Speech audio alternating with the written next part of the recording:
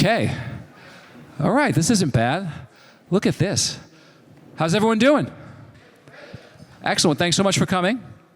This is the first, right? This is the This is the first, hopefully annual, FundBank Global New York Spotlight event. Yeah. Excellent. Well, thank you so much for being here for the inaugural Spotlight event. My name is John D'Agostino. Remember that line, what was that line from that movie where they say, I tried to get out, but they keep bringing me back in? What was it? Where's that from? Godfather 3. Yes, that Godfather 3. Thank you very much.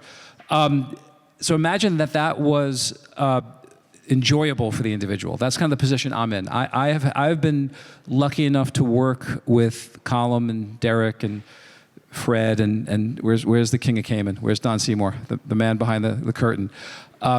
For I think close to 20 years we're going on. And it is so much fun to be back as a board member for FundBank. And I am just absolutely thrilled. It's the highest quality group of people. And so we're going to turn this thing every year into something bigger and bigger and bigger as the bank gets bigger and bigger. So Colm O'Driscoll, the president. President of FundBank, right? So we're going to spend, now I've been told we're going to move today along quickly. So we're going to have short interviews, and then I'd love to get some Q&A and some discussion if people are brave enough.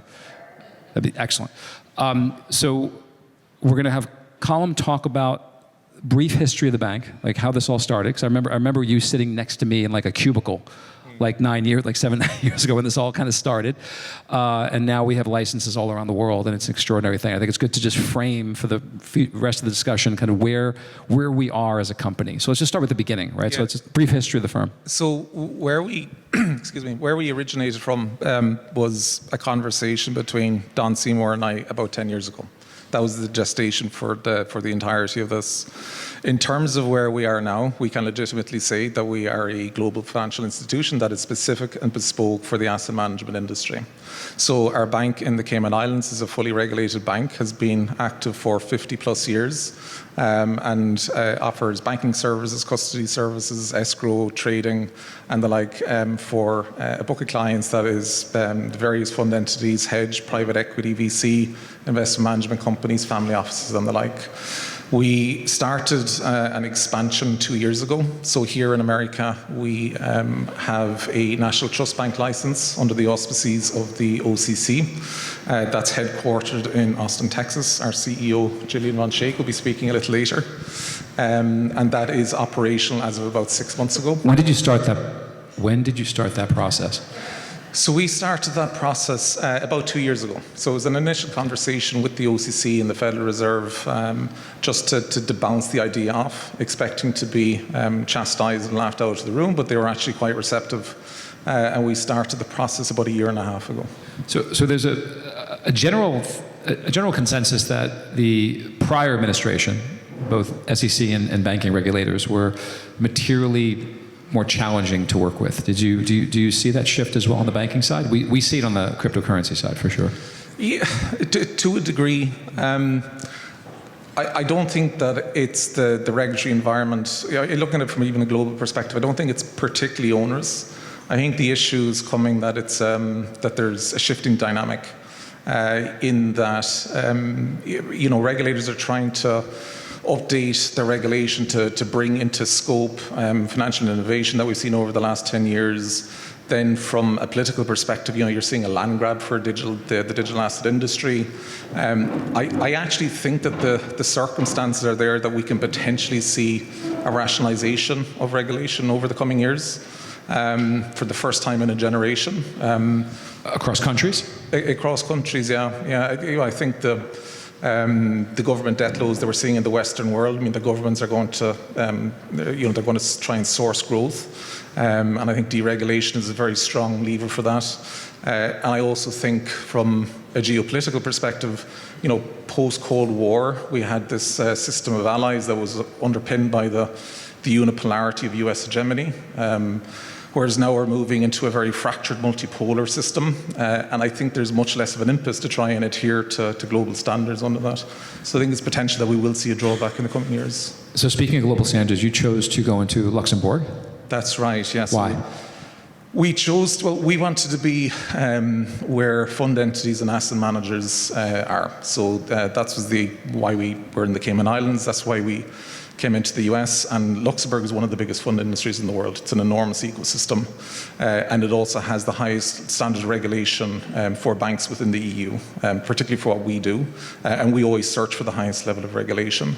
So we have a credit institution license, which is under the auspices of the CSSF, but ultimately it's a license issued by the European Central Bank. That was issued at the tail end of 2024, and that bank went live 2 months ago. So that is now a live and functioning bank as well. And the US? In the US, we received our license in November of 2024, and we went live to market 6 months ago. And we will be establishing a branch in Ireland to replicate what we'll be doing in Luxembourg in the first quarter of 26. Now, you've been active in asset classes like crypto, which there was, I think it's now on Senate record, there was a debanking effort. There was pressure put on banks to not work with cryptocurrency firms. I saw this through my relationships. It was extremely difficult for crypto funds, crypto service providers to get to. Was getting in early an advantage, and did you feel pressure at the time to not service those types of companies? We never experienced any pressure. We always took the perspective that that this is an entirely legitimate asset class, and we would apply the same risk metrics that we do for every asset class. That was our approach from the outset.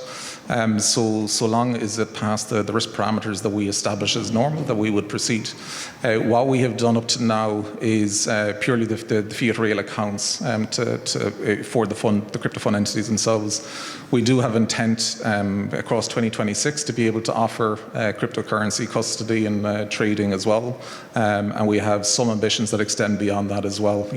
Potentially a bespoke stablecoin that is specific to the asset management industry. Do you think, is there going to be a persistent strategy of targeting industries and asset classes that are maybe more niche or nuanced versus competing for kind of bulge bracket clients that everybody wants? Or do you see yourself competing with like massive equity long short funds as well? We don't discriminate. We will, we don't have any compulsion to target any specific space. We do naturally fall into some specific buckets. So in Europe, for example, the large retail UCITS, they tend to automatically veer into the very large global financial institutions.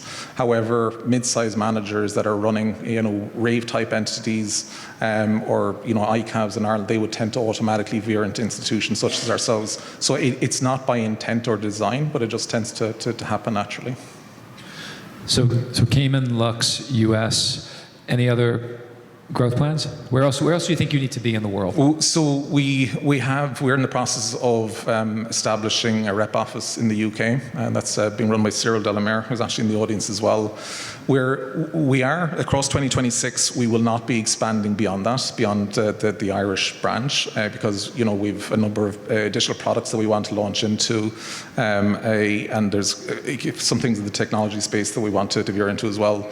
The logical next space for us would be the Middle East, potentially into Abu Dhabi or Dubai, so that's potentially for 2027.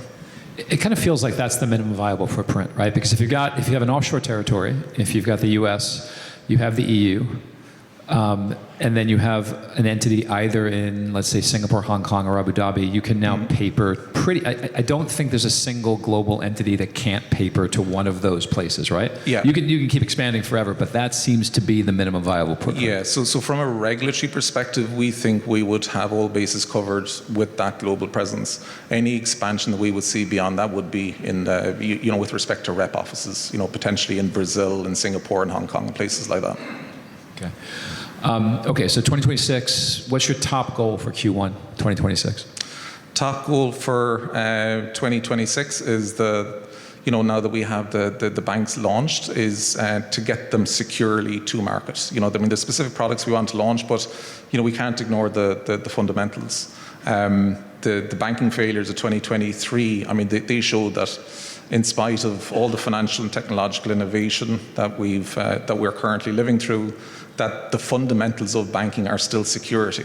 That's been paramount since the Medici's established their bank in Florence in 1400. To spark the Italian Renaissance. So Always blaming the Italians, Colin. I did say to spark the Italian Renaissance, so some good to come out of it.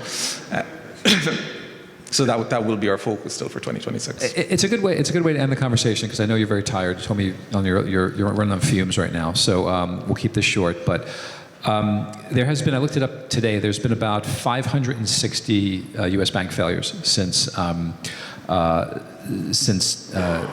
financial crisis. Mm-hmm. Not all of them have been small. Some of them have been mid-sized banks. So, do you think we'll continue to see bank consolidation? Do you think we still have about 2,700, 3,000 banks in the U.S.? Do you think we'll have more or less in 10 years? I think we will we'll probably have more, because I think there is going to be some instability coming into the system with some of the financial innovation, in spite of all the benefits that come from stable coins and digital assets, and that being subsumed or incorporated into the traditional finance industry, that is going to cause some tribulation. And I do think there is going to be a degree of regulatory pullback as well. But that is why we are fully committed to our trust bank model. And that is, we are completely unwavering in that our client assets don't sit on our balance sheet. They sit on the balance sheet of either central banks or corresponding relationships such as JP Morgan, Bank New York Mellon, or in AAA rated government money market funds. That's how we disapply duration risk and credit risk and liquidity risk, for our clients. And it's in our industry, it's a very compelling narrative to be conveyed. Yeah, I think that's probably lost on lots of people and lots of firms as they think about the risk associated with dealing with a smaller mid-sized bank. Is the duration risk is actually, ironically, materially diminished because of that corresponding. Can you just walk us through that one more time? So you can distill it down or synthesize it down to one line. If 100% of our clients need 100% of their cash by T+1, then we can always facilitate. That's the foundational operating model of FundBank. So just to keep on for a bit more, so if I'm just playing devil's advocate, the perception is that banks make money predominantly through that rehypothecation and leverage, right? It's fundamental to the model, the business model of the bank. So I'm being a skeptic and saying, okay, Colin, that's great. You're telling me you're one-to-one backed. That's wonderful. How can you be one-to-one backed and still be a profitable banking entity? What's your answer to that? So the answer is it's quite simple, is that we don't see ourselves, our endpoint, as being ultimately a bank. We see it as a platform for the broader asset management industry. We think of it in terms of nodes, both in terms of product and in terms of client profile. The product nodes being all the facilities that are required by our client base, and the client profile nodes being, historically we've done the fund accounts, the manager accounts, the family office. But we see an ultimate evolution as well into the LP accounts, the underlying portfolio companies and the like as well. So would you define yourself as a narrow bank? No, not in the traditional definition of it. Yeah. But you're one-to-one backed? Yeah, correct. Right. All right. Excellent. Well, Colin, thank you so much for joining us today. Now we're going to... Thank you very much, Colin.